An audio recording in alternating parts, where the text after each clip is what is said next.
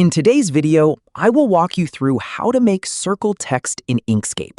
Want to get most out of this tutorial? Sign up using the link in the description below, and let's jump right in. First, launch Inkscape and open an existing document, or create a new one. Start by creating the circle that will guide your text.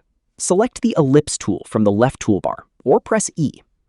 Click and drag on the canvas while holding Ctrl to create a perfect circle. Next, add your text. Select the Text tool, or press T. Click on the canvas and type the words you want to curve around the circle. You can adjust the font and size using the toolbar at the top. Now select the Selector tool by pressing S. Hold Shift and click both the text and the circle to select them together. With both objects selected, go to Text in the top menu and choose Put on Path. Your text will immediately follow the curve of the circle. If the text isn't positioned correctly, select the circle and use the rotation handles to move the text around the path. You can also hold Ctrl while rotating to snap it to precise angles. If your text appears upside down, simply rotate the circle until the text is facing the correct direction.